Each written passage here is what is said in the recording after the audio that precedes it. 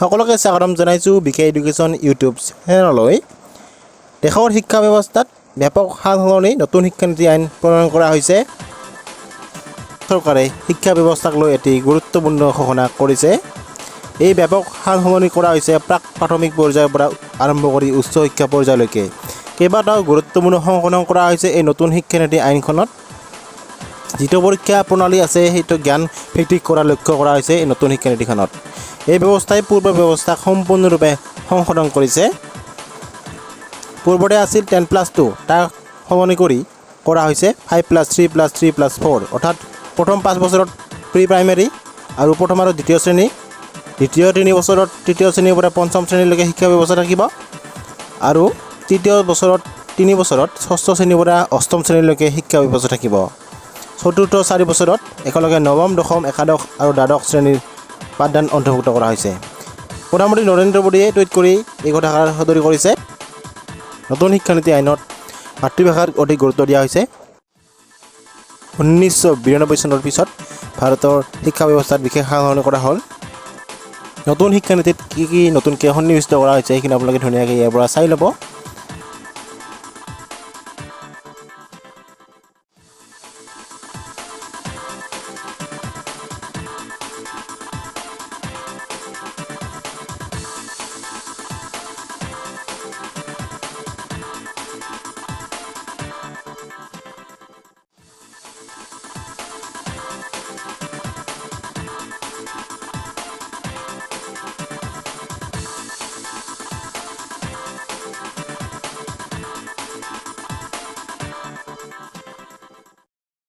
आज प्रधानमंत्री नरेंद्र मोदी जी की अध्यक्षता में मंत्रिमंडल की बैठक हुई और 21वीं सदी के एक नई शिक्षा नीति को उसमें मंजूरी दी गई।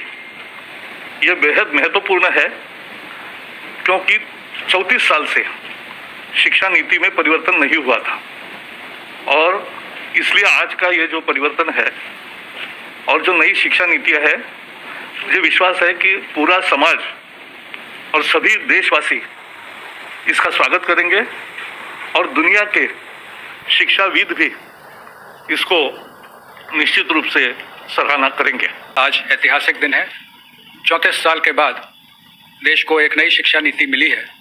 मैं संक्षिप्त प्रस्तुतिकरण के माध्यम से पुरानी शिक्षा नीति के मुकाबले हम नई शिक्षा नीति में कहाँ हैं, जो बड़े परिवर्तन हैं वो क्या हो रहे हैं उच्च शिक्षा, स्कूल शिक्षा में, और इसका क्या आउटकम रहेगा, कितने छात्र छात्राएं लाभान्वित होंगे, किस प्रकार से नए संस्थान खुलेंगे, इस पर एक प्रेजेंटेशन है। सर ज़्यादा जो एक बहुत बड़ा इसमें निर्णय है वो है कि जो बुनियादी शिक्षा होती है, जो बच्चे 6 से 9 वर्ष के होते हैं, जो कक्षा 1 से 3 में पढ़ते हैं, उनके लिए बेसिक लिटरेसी यानी कि साक्षरता, बेसिक न्यूमरेसी जो संख्या ज्ञान होता है, इन दोनों चीज़ों के ऊपर फोकस करते हुए एक नेशनल मिशन सेटअप किया जाएगा जो सिर्फ इस चीज़ के ऊपर फोकस करेगी, और पूरे देश के बच्चों की ट्रैकिंग करके वो बच्चे कक्षा 3 तक फाउंडेशनल लिटरेसी और न्यूमरेसी को अचीव कर लें, ये उसका ऑब्जेक्टिव रहेगा। जो तीसरा बड़ा इसमें रिफॉर्म है वो है जो पाठ्यक्रम का और पढ़ाने के तरीके का जो स्ट्रक्चर है उसमें चेंज है।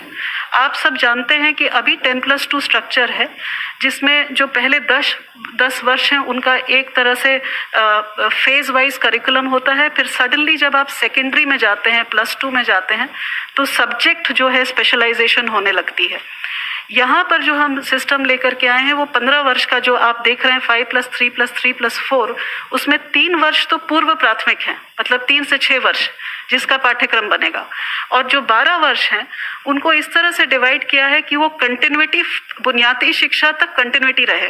मतलब 3 से 6 वर्ष का बच्चा जो है 8 वर्ष तक एक ही पाठ्यक्रम, एक ही तरीके से पढ़ाई करे, play method, discovery method, activity based, experiential learning, ताकि वो फाउंडेशनल लिटरेसी और न्यूमरेसी अचीव कर सके। जो मिडिल स्कूल होगा, जो 6 to 8 वाला जो कक्षा है, उसमें जो है वो सब्जेक्ट इंट्रोडक्शन होगी और फिर सब्जेक्ट की एक्सप्लोरेशन होगी और वो मल्टी डिसिप्लिनरी अप्रोच होगा। उसी तरह जो +4 लिखा है वो 9th to 12th है। इसमें भी जैसा कि सर कह रहे थे, जैसा हायर एजुकेशन में है, कोई स्ट्रीम्स नहीं है, मल्टी डिसिप्लिनरी होगा। अगर बच्चा फिजिक्स के साथ, जैसा सर ने कहा, फैशन स्टडीज लेना चाहे, बेकरी कन्फेक्शनरी कुछ पढ़ना चाहे केमिस्ट्री के साथ, इट विल बी परमिटेड। तो ये पेडागोजिकल स्ट्रक्चर चेंज है, इसमें कोई फिजिकल स्ट्रक्चर यानी कि स्कूल की बिल्डिंग को चेंज करने की ज़रूरत नहीं है, ये पाठ्यक्रम में चेंज है। जो करिकुलम है इसमें खास करके भारण दिया गया है कि साइंटिफिक टेम्पर बच्चे का बचपन से 3 साल की उम्र से लेके 18 साल तक, और उसी तरह मैथमेटिकल थिंकिंग। इनफैक्ट पॉलिसी में रिकमेंडेशन है कि कक्षा 6 से बच्चे को कोडिंग सिखाई जाएगी, क्योंकि कोडिंग से मैथमेटिकल और कॉम्पिटिशनल थिंकिंग की शुरुआत होती है। तो 21st सेंचुरी स्किल्स भी उसके साथ समावेश किए जाएंगे।